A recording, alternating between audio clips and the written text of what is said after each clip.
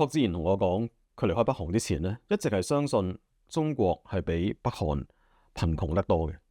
We didn't know what is China because the leaders during the 1980s we watched the Chinese movie that China was a very poor country and during the 1980s we ate rice but the Chinese people ate it's pudding something that is different but we don't know that China is very poor country.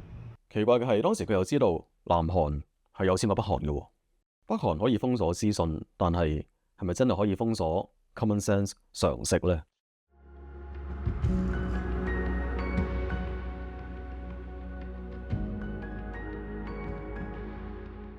對北韓人嚟講，中國應該係盟友，南韓應該係敵人。但係盟友同埋敵人去到講嘅經濟實力嘅時候呢，佢哋又居然有自然不同嘅想像。We didn't know much more about China. We only knew that it's some Chinese president or Chinese government visited North Korea, and we only knew that. And also we know about that when Korean War happening and the Chinese armies responded to North Korea. We only knew that, and we didn't know what is China. We don't know that China is very free country. So that's day back to the 90s. Yeah, that is the 90s. So that's the general impression in North Korea that China was poor. Yes, it was cool. We thought about that. And then North Korea was even richer. Yes, yeah. The reason that is the North Korea, they have only one channel TV, one channel newspaper, and they never covered any outside the country's issues, especially not that. So we thought about the Chinese people maybe too, but we escaped to China. 朴志賢脫北之前，以為中國比北韓貧窮，而根據90年代部分國民生產總值嘅外部估算，呢個認知又未必完全係錯。1990年中國嘅 GDP per capita 大概係318至319美金，呢個係世界銀行嘅估算。咁北韓又點樣呢？北韓嘅數字因為係冇可靠官方嘅 national accounts 啦，只能靠南韓等等去估算。而佢哋嘅估算，90年代初北韓嘅 GDP per capita 大概係有1000美金咁上下。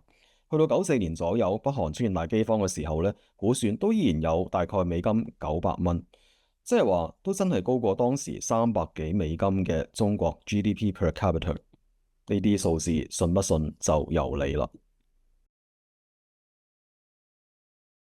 Chinese Korean people, they work in South Korea, and after they earn the money,and they came back to the hometown and they made a rich house or something else. So they shared this information with them. South Korea was not frequent to South Korean infrastructure or something. So that's why many people, I didn't get the information in South Korea, but many people got the South Korean information, and locally it's easy to find those North Koreans in some areas, and they brought to them South Korea, not even that. So that's why, yeah. Even though you haven't got the information directly, the impression was that the southern side was richer, and that's immature. Yes, people say that South Korea is not a poor country, not under the American controls. They have our country, and many rich people have that. So South Korea was richer than North Korea, then North Korea was richer than China, and that's your understanding of the category. Yes, because China, they had a lot of food, and people, they just only made one meal, and the leftover is kept to the animals. Yeah, they not eat next meal, but in North Korea, we have the leftovers, this next meal. But the Chinese people leftover, they don't have, they just keep the animals. 1960年代之前，北韓嘅人均 GDP per capita 大概係比南韓高30至50%。1930年代，日本殖民工業化集中就係喺朝鮮半島嘅北部。分裂之後，北韓承接咗好多重工業、礦產、發電能力。直至到60年代，南北韓嘅發展開始出現咗逆轉。南韓以出口導向經濟增長作為核心，北韓就更加重視體制生存同埋自給自足嘅能力。生活水平去到70年代出現咗正式嘅逆轉，之後差距持續擴大。根據1974年嘅學術研究Economic Comparison of North and South Korea 估算，1970年北韓人均收入美金375蚊，當時南韓只有美金110蚊。90年代嘅大饑荒，北韓官方稱之為苦難的行軍。學術估算，90年代大約有60至到100萬北韓人死亡，其他估算嘅數字由20-30萬去到300萬不等，即係話係危機之前全國人口嘅3至5%，係20世紀最嚴重嘅大饑荒之一。當其時蘇聯解體之後，優惠貿易、能源支援唔再存在，北韓嘅經濟農業投入持續惡化，公共嘅配給系統失靈，再加上出現洪水、糧食危機，大饑荒就應運而生。朴智賢記得呢場饑荒係佢第一次決定逃離北韓嘅重要背景，佢阿叔就喺佢面前活生生餓死。My family also affected this famine because my uncle died of starvation. The uncle died of starvation. In front of me.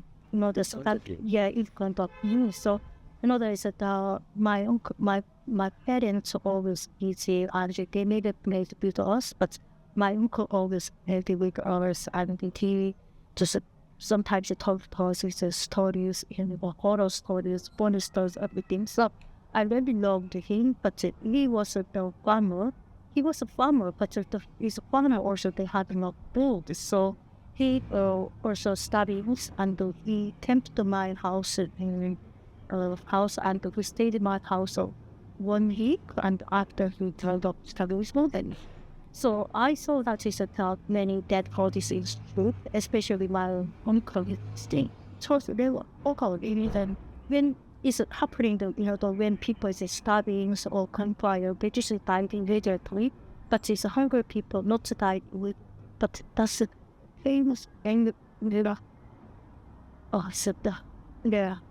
Many people they remember their court in second model second Korean revolution and what's happening in China and people died of starvation. Everyone is remembering, but nobody remembered the North Korea Korean revolutions and people died of starvation. So in North Korea was born in 1948, but that is not real for it. This is illegal. It's under the Soviet Union's countries. Yeah. So everything is ideology is a compromise in Soviet Union was under Stalin leadership, Stalin ideologies. But after 1950s, Korean War is happening, and then after that, Kim Il-sung they moved to Stalin ideology, and then he started this Kim Il-sung's ideology and created the Juche ideologies. So she does. Yeah. So it's a Juche ideology means in North Korea part of the religion means they only respected the Kim Il-sung and the Kim families they contribute something. 朴智賢離開北韓第一次對佢嘅顛覆唔單止係對中國嘅想像，亦都係對全世界嘅想像。資訊封鎖之後崩潰嘅一刻，自然係當事人見到外邊世界同佢所認知嘅世界徹底係兩回事。當北韓人都知道南韓比自己有錢得多，咁佢哋仲點樣相信主體思想呢個宗教呢？如果上一代仲係會相信金日成嘅神話，今時今日全球化時代，咁多人去到北韓旅行也好，做生意也好，資訊唔可能再封鎖啦。咁如果你係金家而家嘅政權，又點樣去建構你嘅神話呢？